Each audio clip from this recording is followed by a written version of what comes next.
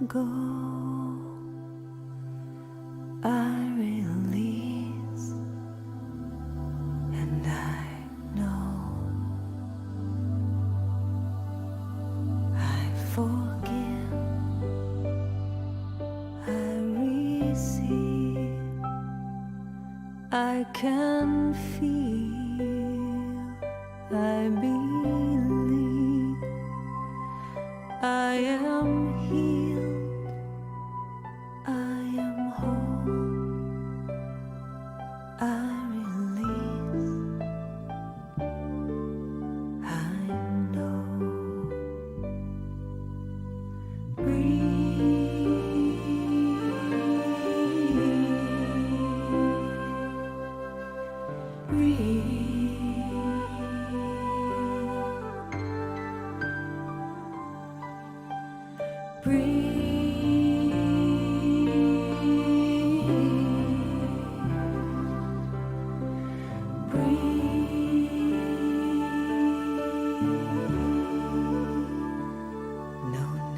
To push, no need to try, no need to worry or question why. Surrender, let go, release, and know.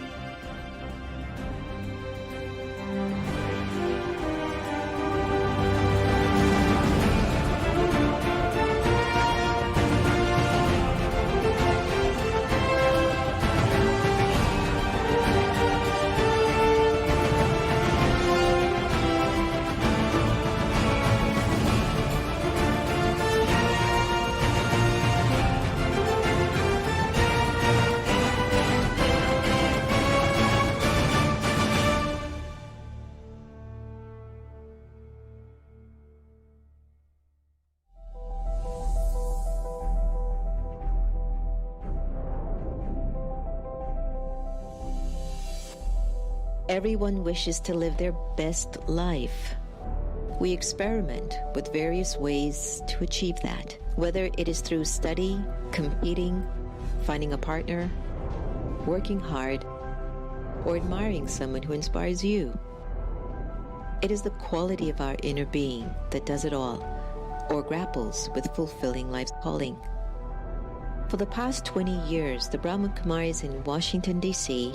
has been a space for any and everyone to enter into and experience one's soul calling. From 1997, the center opened in an old rickety house on Georgia Avenue in Silver Spring, Maryland, where cars and trucks that passed by would shake the space. But when you were inside, it was a peaceful and powerful sanctuary for all who visited. Since then, over 2,500 events, 17 city and nationwide initiatives, 21 awards, 2 meditation museums have served youths, senior citizens, entrepreneurs, scientists, authors, women, interfaith, the disabled, environment, small businesses, arts seekers, and even leaders. Millions of lives have been served, either through social media, the popular America Meditating radio show, or through exhibitions, lectures, partnerships, and programs held in the meditation museums and centers. We look at 20 years of service as a continued journey of love, courage,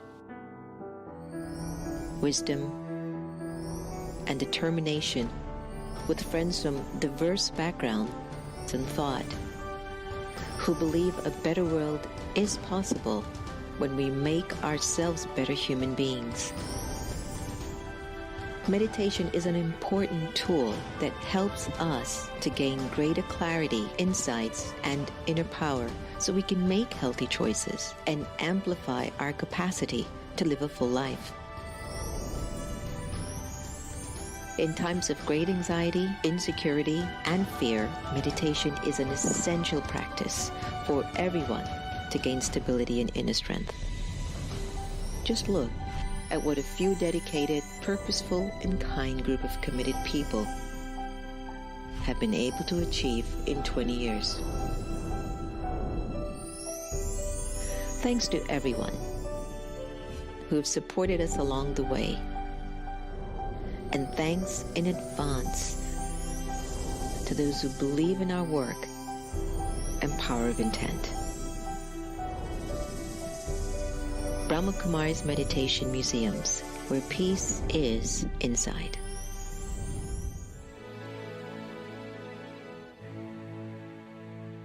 Thousands of years ago, the Buddha taught you are what you think. I am love. I am peace. I am joy. I am silly. I am powerful. So a modern philosopher coined the phrase that you are what you eat. I am organic vanilla ice cream. I'm chia seeds. I'm a good, strong cup of coffee in the morning. I am mac and cheese. Today, like millions of my human sisters and brothers on planet Earth, I'm becoming mindful about what I eat, what I think. but lately, I've been thinking about this. I watch what I eat, but do I watch what I watch? What about what I feed my mind, my heart, and my soul? At Conscious Good, we believe you are what you watch. You are what you watch. Anytime you watch something that causes your soul to hurt, there's an impact. So what's the answer? At Conscious Good, We think it's about feeding our minds the same way that we feed our bodies. with nourishing choices. After all, if media can have a negative influence on behavior, it can also have a positive one. It's been proven that if we watch TV shows and videos about people helping others, Cooperating and being generous. It can actually influence us to be more altruistic and kind to one another. Talk about paying it forward. So next time you sit down to watch your comfort movie, consider how you will feel afterwards. Will you be happy and energized? That's because maybe, just maybe, What you watch. Read And listen to. matters. I am what I watch, so I watch what I watch. I am nourished. I am inspired. I am enlightened. I am a celebration. I am conscious. I am conscious. I am conscious. I am good. I am good. I am good. We We are. We are conscious good.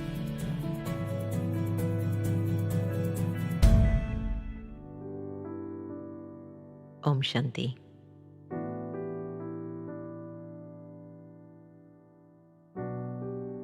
As I sit here in quiet reflection, I'm reminded how my thoughts create my reality. I've accepted that I am what I am because of what I think. So what if for this moment I choose to let go of my various attachments to physical forms that have limited my potential and my capacity? What if I chose to be free from limitations of thinking? So just for a little while, I invite you to take a deep breath. Inhale and exhale. And imagine for a moment, what if I no longer had an attachment to my name?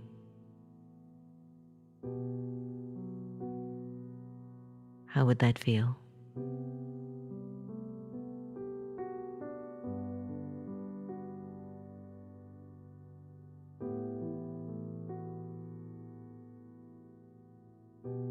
What if I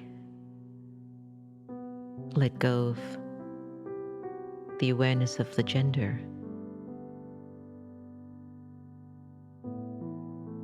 What if I let go of the roles that I play, the titles that I own?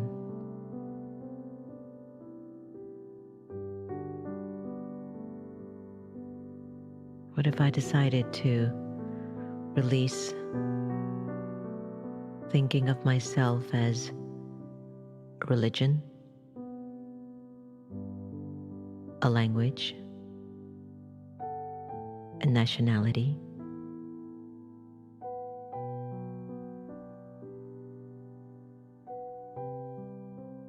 what if I choose to just let go of the name, gender, role, title, religion, language, nationality, and let go of the awareness of the body?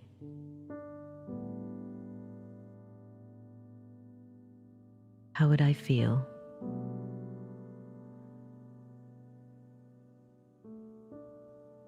Who would think of me in this awareness?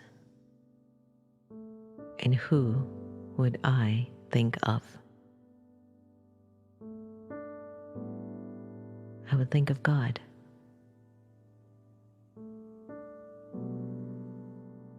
And God's remembrance would fall on me.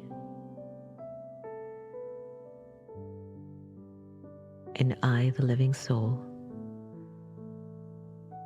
would be completely free.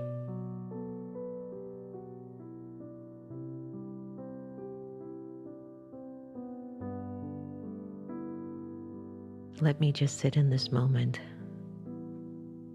for a little longer.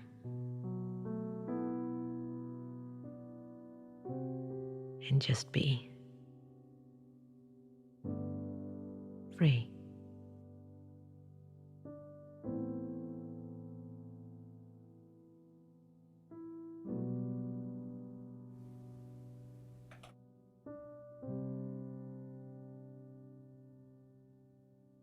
Now gently bring back the awareness of your gender, language, nationality, title, role, name, religion, whatever.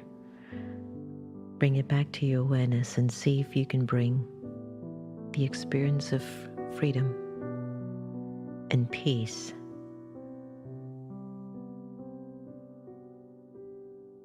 as you go out into the world and play your various parts.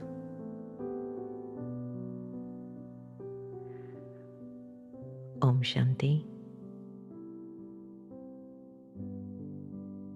Om Shanti. Om Shanti.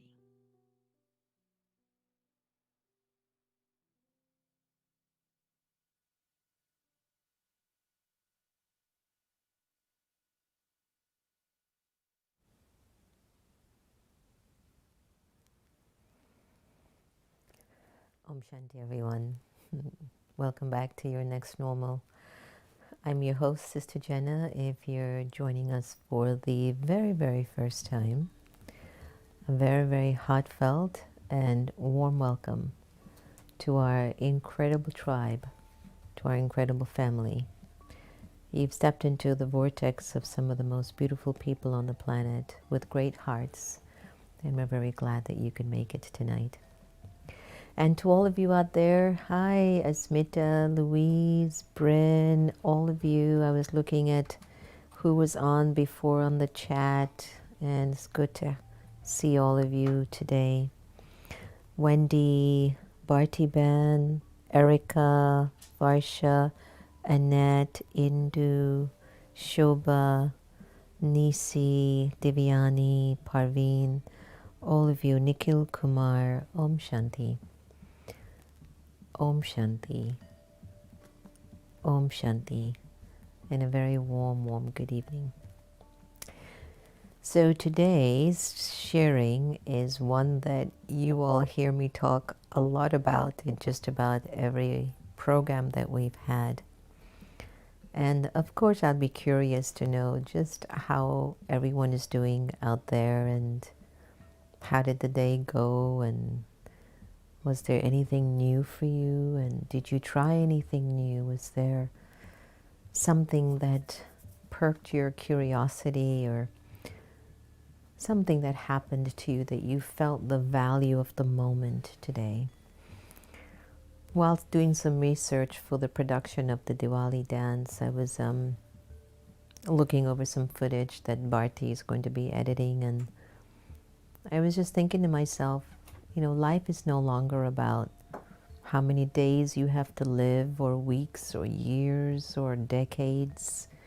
Life is about the moments, you know, just special moments that you treasure. And I think a lot of us are setting ourselves up for unnecessary sadness, or disappointment, or despair, or a sense of grief or loss when we start to create the interpretation, oh, when is this going to end? Sort of like if you've ever attended an Indian wedding, no pun intended to all the Indians. As you know, I'm in your tribe. But it's like, I've told you this joke with this beautiful comedian called Vijay Nathan. If you haven't Googled her yet, please Google her. Actually, now that I'm remembering Vijay, it would be nice to bring her on air to give us some comedy. Oh, I would love that. Can you remind me, Antonia, could we reach out to Vijay and see if she could join us for the next normal one night? I would love for her to bring some comedy to the air. Anyway, Vijay did this wonderful skit for our 20th year anniversary at MGM, when we had Sister Shivani, and we had the colors, the colors. We had Roberta Baskin. We had Dan Nanan, who was a comedian. We had Sister Kala from Peace Village. We had Kristen Hoffman, who came in, just a whole bunch of incredible people. Portia Davidson, Jan Duplain, so many beautiful folks for the 20th year anniversary. Anyway, Vijay did a comedy skit, which I want to share with you, that she took some American friends to India for a wedding. And they were so fascinated by the beautiful colors of India. If you have never been to India when the pandemic is over, please, please go at least once. Again, historically, people have trekked back to India to have a very deep connection to themselves, to God.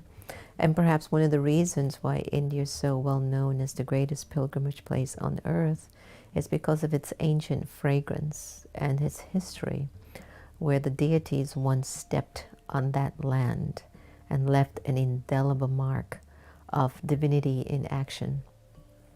So she takes her American friends to India for a wedding, and they're so floored and excited on the first day, and they're like, oh, this is so beautiful. I've never seen anything like this before. And the second day, oh, it's so festive. Oh, there's so much food. Oh, the bride looks so gorgeous. Then the third day, they're starting to wane a little, like, so just for, you know, I mean, how long does this wedding last? She goes, we've got another 4 days, another 4 days left. And then by the time they hit like the 5th day, her guests were worn out. They were like, when is this wedding going to end? So I'm going into the humor of that story, because I think we count too much the days, the hours, the weeks, the months, the years, and it sets us up. When we're counting how much time we have, to this date, I have not counted how many hours it takes me to fly from Washington, D.C. to India. I can't bear to know the numbers. I just know it seems to be a little bit of a trek. You know, there's some folks, and you do 8 hours here, you do another 7 hours, you do 12 hours, and I go, that just stresses me out. I can't. I just want to get on the plane, sit comfortably. When I get to the Middle East, freshen up, take a bath, get dressed, and then get back on the plane. And when I get to India, my ride is there. I go to my space, freshen up, get dressed, and then I head to Mount Abu. I don't want to hear how long it's taking. I just want to get there because it just gets too much. So what I'm trying to say is that I urge you to look more at your moments. So what were those special moments for you today? Did you identify any? Was there a moment where you just felt really moved or touched? Or was there a moment where you were just so fed up of a particular narrative that was happening for you and to you? It's not like happening to you. It's happening around you and for you to build more patience, more resilience, more power, more love. Was there something that took place for you in the moment today that gave you some insight? I know for me, there were a few. There were a few where I just, really got into a space and I was observing how I was feeling internally. And I said, okay, you pull back. You let that go. It has nothing to do with you. How you have to keep transforming this narrative. Because a lot of times when you find yourself having a moment, whether it's a moment of love and power and realization, or a moment of rage and anger and frustration, you might go find yourself going back, for how much longer do I have to deal with this? That means you're counting. You're counting the days, the weeks, the months, the years. You're counting how many years in your marriage you've had to deal with your spouse and their issues. You're counting the years, how much you've had to deal with your mother-in-law or your father-in-law, your in-laws, or even your kids, Or let's just say, you're counting what's been going on in the country for the last few years. It could be 8 years, 10 years, 12 years. How much has America changed in the last 12, 15, 16, 17, 20 years? Right? So when you count the years, haven't you noticed you carry baggage? I'll tell you that I've seen that. Even for myself. When I look at the time, I get caught in something of my past, like I'm remembering the past. So what doesn't serve you and me anymore is to count. Count how many times I've been disappointed. Count how many times the person didn't hear me. Count how many times you feel you have to go through this with your spouse. For you to keep counting, how much longer is it going to take you to get it? How much longer is it going to take you to feel evolved? How much longer is it going to take for you to feel that Baba's sitting in your eyes? How much longer is it going to take for for you to realize how powerful and valuable and pure you are. Rather, what if we just took a moment? Let's just say for this right now, I'm going to ask all of you, take a moment. Go behind your eyes. What's taking place in your world behind your eye? Where are your thoughts? What are you serving? And I was sharing with Santosh today about one of the things I've noticed about new souls. They don't hold on a lot to the past because they're new. The sorrow, the pain hasn't gone too deep into their sanskaras. And one of the most powerful gifts a human being can possess in this particular space of their lives is purity. What if I just don't remember and I don't think of how much time I have had to tolerate you, listen to you, see you, deal with you, accommodate you, which actually means how much have I had to deal with me not being powerful enough because I'm counting time. And what doesn't serve you and me as powerful beings is to get our thinking trapped in time consciousness, being caught up in how we think it should be or it should have been in the past. And we end up harnessing so many emotions and feelings about people. You and I have made mistakes in relationships. And did we ever tell the person sorry? Have we humbled ourselves to even accept someone's apology? If you're like me, if you have ever bumped into someone who says sorry, sorry all the time and make the same mistakes over and over again, after a while you say to yourself, why would I even want to receive that apology? It's of no merit. We only apologize to people when we've understood our error within ourselves. Many months ago, I told you the story when Sister Gita was encountering her dementia and her Alzheimer's, and we were going somewhere in the car, and Sister performed something, and I was without my virtues with her, and I didn't like it. And Sister Gita looked at me and said, "You never talk to me like that." And I looked at her. She said to me, "You never talk to me like that." She says, "You owe me an apology." And I remembered going in the car, everyone. And I says, "I can't. Not now. I can't."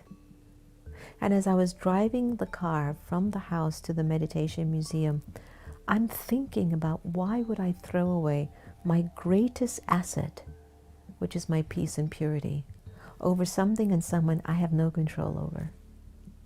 So by the time I got to the meditation museum, I, the soul, had to tell Jenna, "It's okay.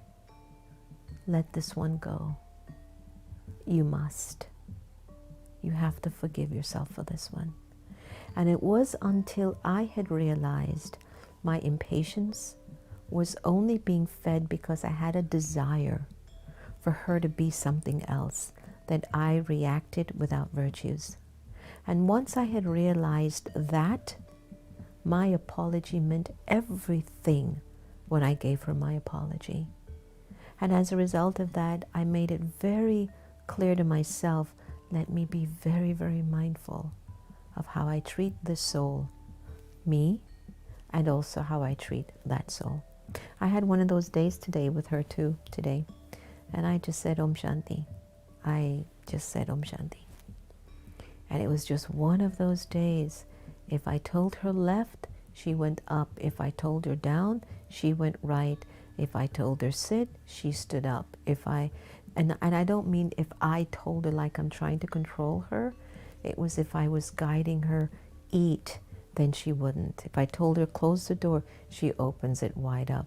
It was one of those days, and I was so interesting when I observed my response. And you know where my response came from? something of the past, something that is of no relevance to my life at current. It is no more my reality. This soul will not be what she was 3, 5, 10 years ago. And so why would I get frustrated? And you've heard me with my frustration throughout the 8 months or 7 months we've been together online. So ever so often you get into that stage and you just check yourself and you go, what is it that I'm still holding on to that's not serving me? That idea that she's mentally, emotionally, physically, in terms of mental space, that things are in order that I'm accustomed to, she's actually okay. She's actually okay. Santosh took her for an MRI for the brain, and we were talking about something that he was suggesting that she should take for the mind or for the brain or something. And I said to him, what are you saying? It's not going to, it doesn't connect. It's not going to work in this particular case. It's even he was thinking of her 100% how she used to be. Time. I'm telling you, when you connect time to stories, events, experiences, it messes you up. You not only get messed up, you lose time on actually living the way that you're meant to live. If you're pure and the energy in your consciousness is absolutely pure, you're not going to be thinking about what somebody did or how they did it or shouldn't have done it. And that's why the connection to God is so important. When I went and I sat in Baba's room, it was like nothing ever happened. Baba's love showered over me. I was okay. I was fine. Let me get on with my project. And I was thinking of my project, getting it done. I've not been able to get the bandwidth or the clarity to complete it. And poor Aditi's been so patient with, having me make the suggestions. I just haven't had the focus. You get distracted every 5 minutes, and that's on me. It's not on anyone else. So all these little things that come up inside of us, it's things of the past. We're still putting things in a very limited interpretation. And I would suggest that we work on seeing how we can release them. I found a video that offered us a few steps and how it can perhaps aid us. And my recommendation is to write down these steps or scroll back on this particular session and re-record it in your consciousness just to see if something, somehow, somewhere in one of these steps, it's going to help you. So enjoy it.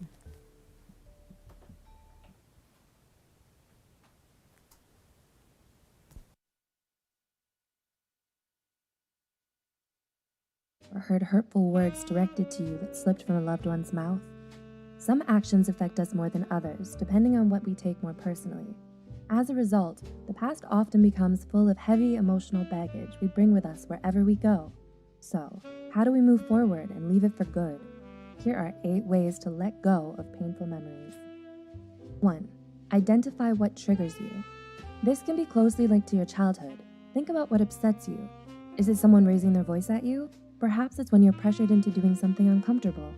Even if that individual is only kidding around, depending on the context of the trigger, your brain might not readily identify that it's not a real threat. Grow aware of the circumstances you are sensitive to. Train yourself to practice calming techniques when you encounter them. 2. Allow room for mistakes. Do you consider yourself a perfectionist or often desire quick, fast results? Unfortunately, healing is not a linear path, nor is it a swift process. The truth is, you're going to make a lot of mistakes along the way. Don't beat yourself up if you still give in to your negative thoughts or fail to live in the present. It takes time to get used to new, healthy changes. Recognize when you've slipped back into your old, toxic ways and ask yourself what you can do next time to avoid repeating the same pattern. 3. Put yourself in the offender's shoes. Painful memories continue to haunt us when we hold grudges against those who have wronged us. And yes, while you may have every right to be angry at them for abusing, betraying, lying, or cheating on you, holding on to anger in the long run will damage you more than the person who hurt you. Putting yourself in the offender's shoes doesn't mean you make up excuses for their poor behavior, but it can shift your perspective, which may encourage you to forgive them and let go. 4. Accept what you cannot change. It's easy to play the victim, but when you focus too much on what the other person did that upset you, it means you also give them all the power to control how you feel. Rather than feeling powerless, shift your focus onto what you can change and go from there. Remember, you may not be responsible for what happened to you, but you have the responsibility over what affects you from now on. 5. Cry it out. Crying often gets a bad rep for being associated with weakness, but this is far from the truth. In fact, researchers continuously support that crying away your negative emotions releases the harmful chemicals that build up in your body over time when you bottle them up. Never feel like you have to man up or stay strong or internalize your pain.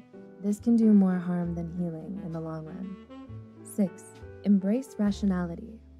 Emotions exist to tell us what's working for us and what isn't, but solely relying on them can cloud our judgment, and we may grow too comfortable with negative emotions over time that we drown instead of learning to swim.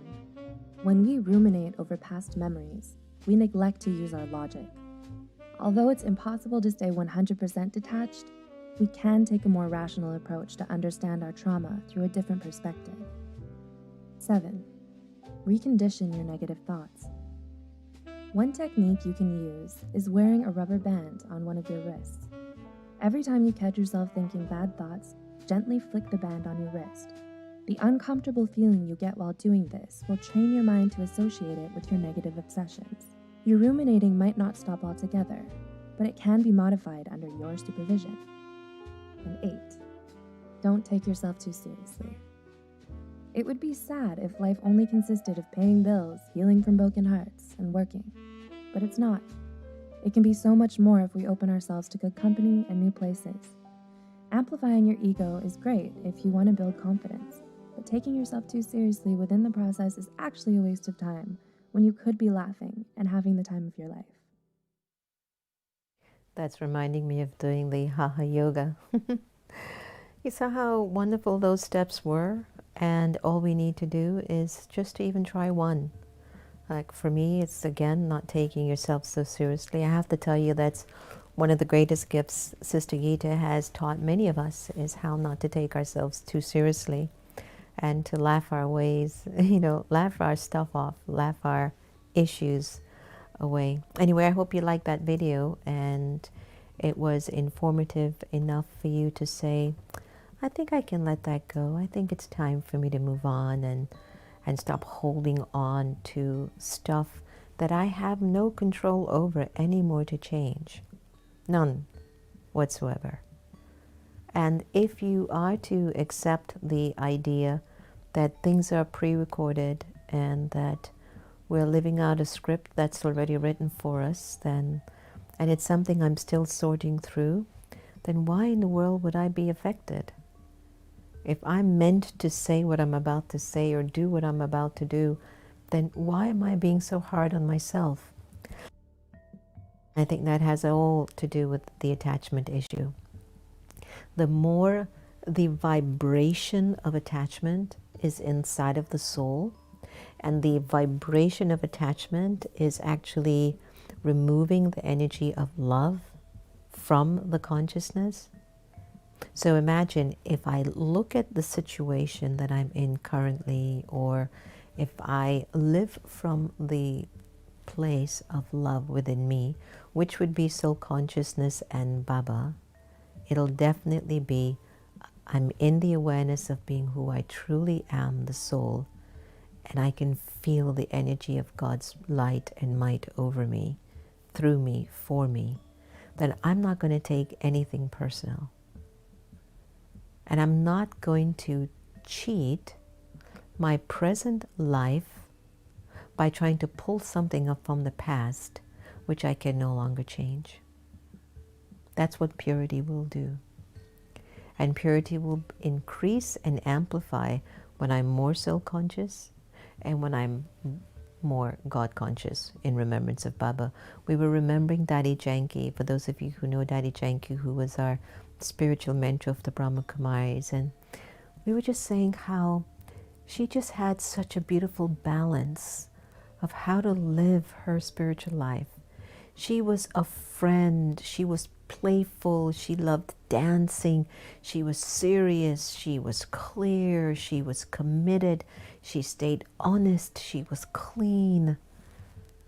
And yet, every year, she had health issues. And she didn't let that hold her back. She's like, okay, let the body do what it has to do. I am here to be of service. I, as a soul, am here to serve. My body might not be working, but look, her soul took her body for 104 years. That's huge. That's big time. That's huge. So what I'd like us to do, for the next few minutes, I'm really inviting the family to really pause for another 10, 15, 20 minutes together, okay? I want you to journey with me as you listen to Carolyn Mace, T.D. Jakes, Marianne Williamson for a program that we had the fortune of hearing. And really think about where you are. And really think about what you're now really, really ready to move forward into and really bring the purity of your life forward. Really, even if it's just one thing. It doesn't have to be the whole load of stuff, but just one thing from tonight's sharing that you're going to make a promise. I'm going to let this go. I'm going to let this go. So after the sharing from Caroline and TD and everyone, we'll just take you into a meditation with Carmen Warrington and how to let go. And I'll see you back in about a good 20 minutes. Let's go into a deep dive right now. To a situation, a memory, a feeling of someone who you just can't forgive. Can all of you do that for me? Have all of you got one unforgivable thing? Okay. I want you to picture that person coming up to you and saying, whoa, bummer. I'm sorry I did this, but you know I never meant to hurt you, and hey, can we just call it a day? And they leave. And you go like this. How come that didn't feel right? How come that didn't, like, clean up the table? Why? I'll tell you why. What's the whole, it's that there was that whole little thing, I never meant to hurt you. That's the thing you can't forgive, because it goes right to your soul. That toxic, sick feeling that says, what do you mean you never meant to hurt me? What? That, I want you to just picture the sword going right past your mind, going right into your soul, because that's the thing, right there. Now I want to picture this. Let's redo the scene. Comes up to you and says, I need to speak with you. I need to tell you something. I consciously knew what I was doing. I consciously knew it. And I have to call it something else. I sinned against you. It was a sin. I heard my conscience tell me not to do this, and I didn't listen. And it didn't matter to me. And I know that my actions redirected the course of your life. It was conscious. That was a sin, because it was conscious. And how much it hurt you did not stop me. This is not a boo-boo. This is not an apology. I am confessing my soul to you. And I'm asking now for your forgiveness. The depth of that, did it touch your soul? That's your soul. That gets the sword out. That's what heals. You're not forgiving for that person. And you're actually not saying, and this is where the confusion comes in with it, you're actually not saying, you know what you did is okay. You're not saying that. And that's where the ego gets a little crossfire here. You're not saying that. What you're really saying is, I'm no longer going to trust the fact that life should be logical and orderly. I'm not going to trust it, because you know what? It doesn't work that way. And I'm no longer going to count on ordinary justice to work the way I would like it to work, because you know what? You'll always be disappointed. One of the codes you need for healing is this: make no judgments, have no expectations, and give up the need to know why things happen as they do. Forgiveness is giving up the hope that the past could be any different. And that lesson literally changed the way I looked at what forgiveness is. It's accepting the past for what it was and not spending all of your time saying, I wish, if only, it should have been this way. Because what we've learned is forgiveness is like medicine that can heal your pain, it can bring you peace, and ultimately, this is what we want for all of you, to be free. To be free.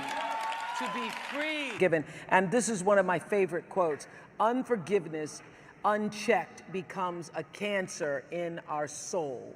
Yes, I called it a cancer of the soul because a cancer won't stay where it starts. Oh. It spreads. Tweet that. That's good. Yeah, it spreads. It spreads, and it begins to affect every area of your life because we have a tendency, you can have cancer and not know it. You can have cancer and it will spread. You can have unforgiveness. That's why unforgiveness unchecked becomes a cancer in our soul. It's not going to stay where you put it. It's not going to stay in this one isolated incident. It begins to affect our children. It begins to affect our relationships. And most of all, it takes away from us the intensity that we need to function in the moment because we are still empowering our history. We do it at the expense of our destiny. Oh boy, that was good. That was really good. But I think it's so interesting. Are you all thinking about that line? Let's just think about that for a moment. Unforgiveness unchecked becomes a cancer in your soul. Think of the ways it has affected the way you treat other people, the way you react in given situations. It affects your mood, and it affects your attitude, and it affects your behavior. It affects everything. That's what you mean by it just doesn't stay in one place. No, you're angry with your ex-husband. You're married to your new husband. The moment he does anything that remotely reminds you of where you've been, you overreact because it's spreading to other areas of your life. And not only does it cause you to overreact, it also causes you to build walls around you from living your life to the fullest. In order to be successful at anything, you must be fully engaged. Right. It's going to take every ounce of you to produce what you're trying to get done. Right. And if you fuel anything that is negative, see, cancer eats up positive cells. Right, right. And unforgiveness, it not only is malice, but it eats up your personality, your creativity, your energy, your spirituality. It's too much of a price to pay to hold on to. And if you're going to spend all that energy energizing where you've been, wow, then you're not going to have the fuel and the fire and the tenacity and the aggressiveness that you need to energize where you're going. So touch somebody and say, let it go.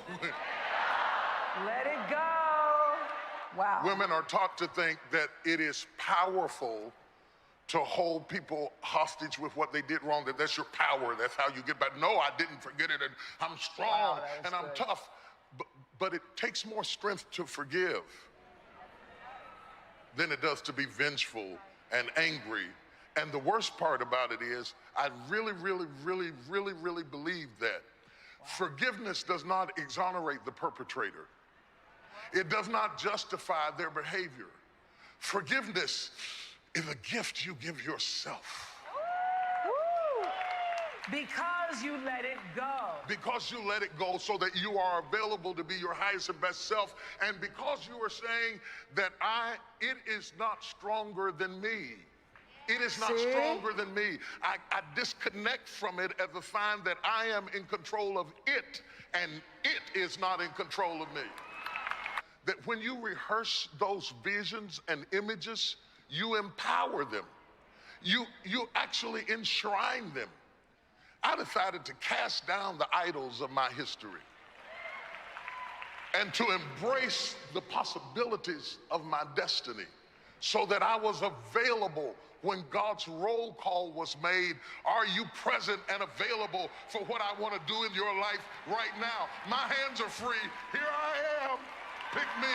I'm ready to go. But in the beginning, it's hard. You know, if somebody has really harmed you, because I remember when you told me that, I was like, okay, I'm going to pray for them. You can't even bring yourself to, I mean, how do you pray for somebody who you feel has really, really harmed you? So what, it's easy to sit there with the anger and the toxicity and the bitterness? That's easy? When people say this is hard, what's hard is walking around with this anger. That's even harder. And blame. And You know, blame. one of the things that you say in Return to Love is that it's so much easier to bless someone than to blame them. So that's what you're And talking not about. immediately. And not immediately. But That's what I'm also- saying. It's hard to do immediately. But since the universe is self-organizing and self-correcting, if anybody did anything to me that harmed me, if anybody did anything to me that was a transgression or betrayal, the universe is already on it.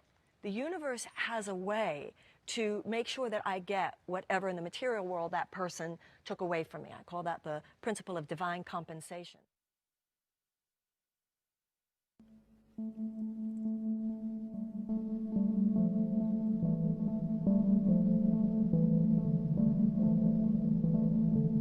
Imagine that your body is being held tightly. So tightly it can't move.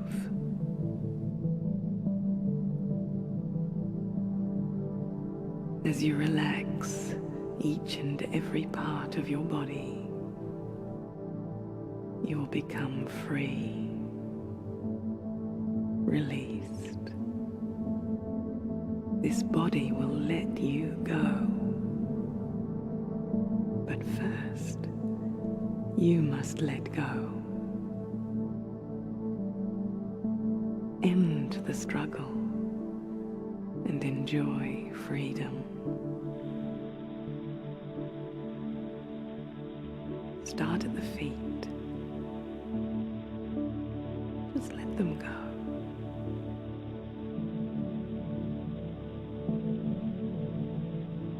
With every breath, let go another part of the body.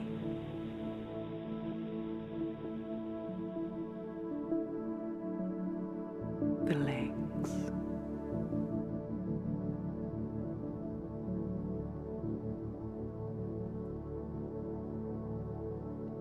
Let go of the hips.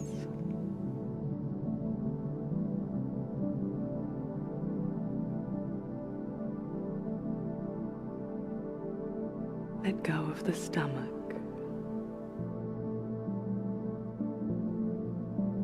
The chest. Breathing is now natural and automatic.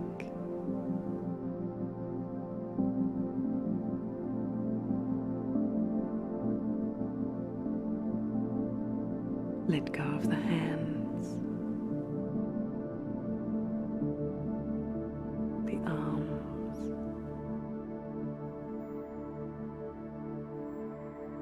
the shoulders,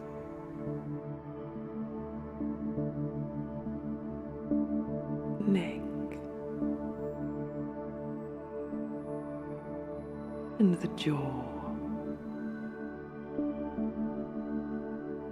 Let go of the scalp and the forehead.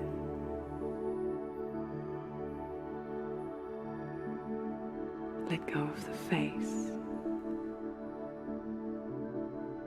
That's it. Just let it all be loose and relaxed.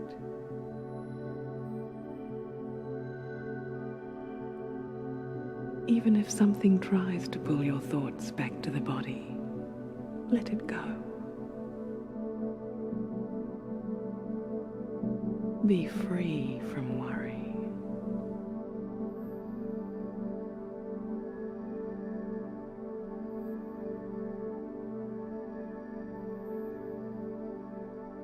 Be beyond even caring.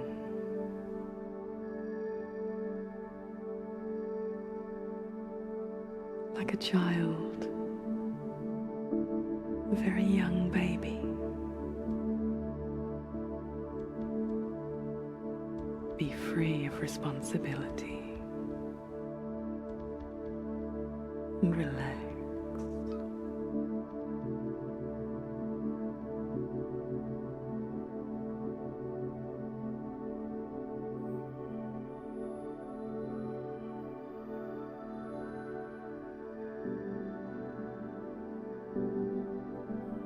experience the flow of breath.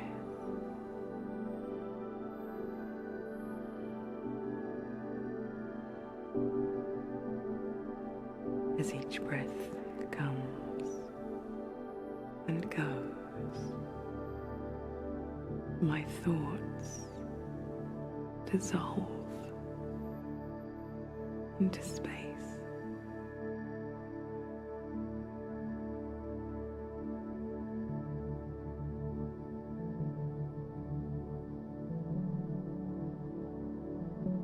I allow time to pass.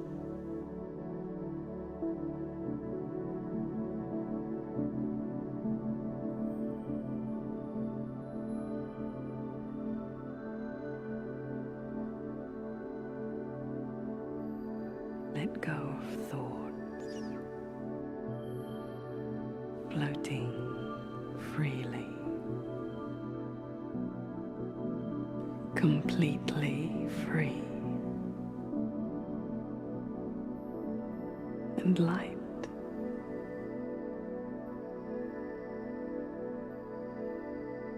Letting go of even my name, just light.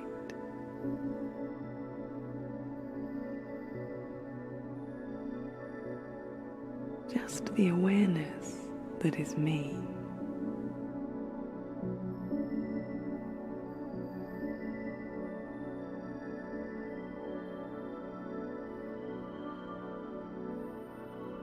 Moving deeper into quietness.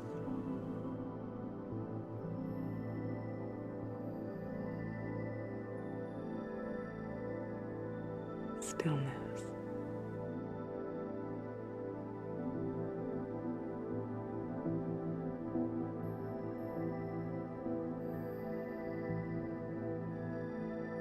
Nothing to fear.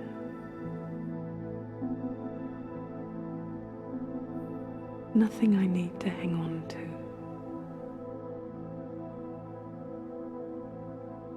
With each passing moment, I feel the lightness of my mind.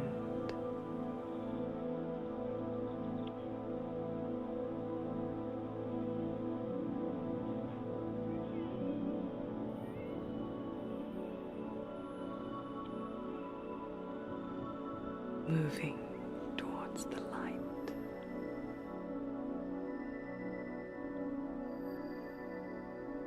Towards my original nature of peace.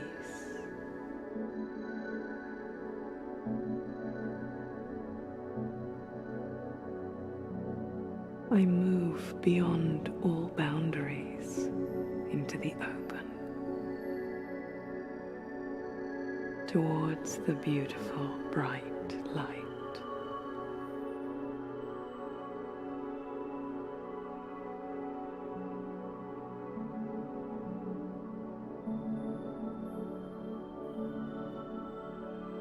Into a world of peace.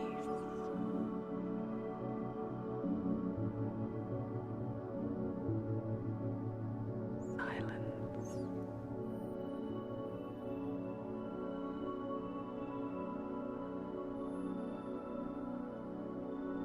Rest.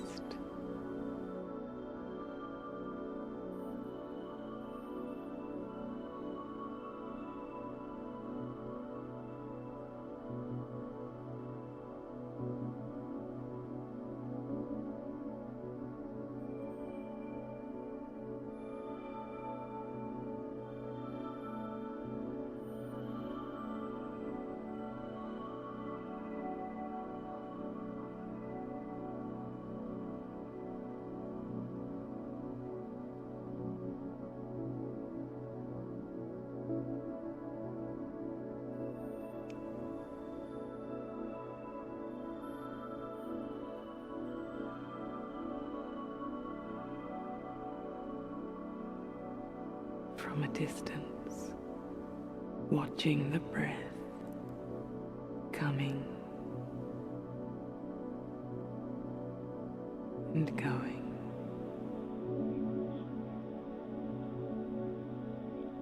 I prepare to return back from the silent, open space.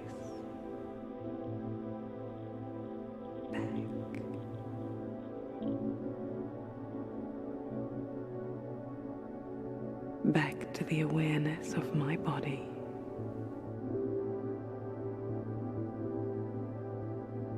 Calm. Relaxed.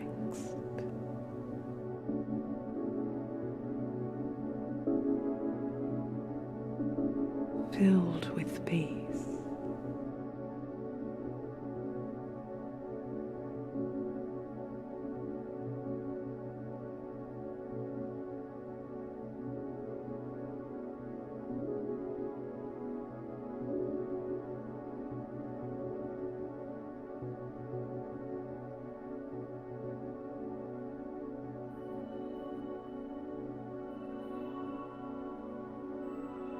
Watching the breath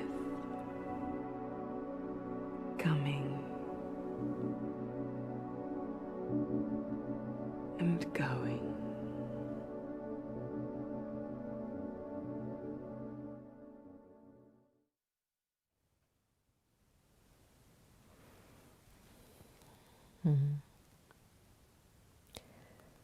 So we've got a lot tonight to percolate on, to nurture, to seep into, to go to bed tonight in a good space and to wake up with a renewed sense of self.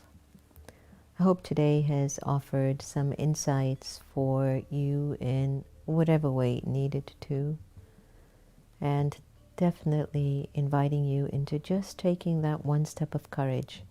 And Baba always says, if you take one step of courage, I'll be there to help you multi-million times more. So what is that one thing that you're ready to just say Om Shanti to? And allow Baba to come in and fill that gap or that space, because you've let go of something old, something that's no longer in service to you at a higher level, but it's just more of, bruising you. So thank you so much for joining us tonight, and lots of love and good wishes and pure feelings, sending each and every one of you the highest of thoughts, the best feelings, the best pure thoughts, pure vibrations, that tonight and every night after this will be rich and filled with wisdom and light and might and some humor and a whole bunch of love. All right, have a lovely evening, everyone. Thanks for joining us, and I'll see you tomorrow.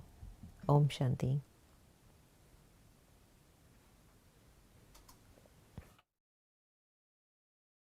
Jenna from America Meditating Radio. I hope you've been enjoying Wise-ish, which you can get live on Twitter, Facebook, or YouTube from 8:30 a.m. to 8:45. But you can also get it on demand 24/7. It's going to be your power boost for the morning. It's your daily dose for the soul. It's just going to encourage you to make the day that much more valuable. So join us. Looking forward to seeing you.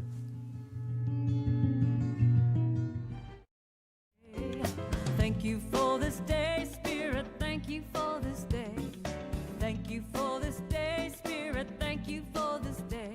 This healing, this healing, this healing day. This healing, this healing, this healing day. Thank you for this day, Spirit. Thank you for this day. Thank you for this day, Spirit. Thank you for this day. This healing, this healing, this healing day. This healing, this healing, this healing day. Thank you for my friends, Spirit. Thank you for my friends. Thank you for my friends, Spirit. Thank you for my friends. My wonderful, my wonderful, my wonderful friends. My wonderful, my wonderful, my wonderful friends. Thank you for my friends, Spirit. Thank you for my friends. Thank you for my friends, Spirit. Thank you for my friends. My wonderful, my wonderful, my wonderful friends. My wonderful, my wonderful, my wonderful friends. Thank you for my health, Spirit. Thank you for my health. Thank you for my health, Spirit. Thank you for my health. My radiant, my radiant, my radiant health. My radiant.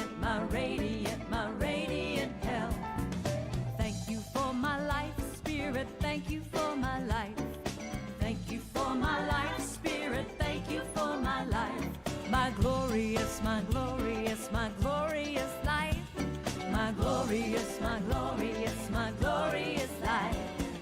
Thank you for my wealth, Spirit, thank you for my wealth.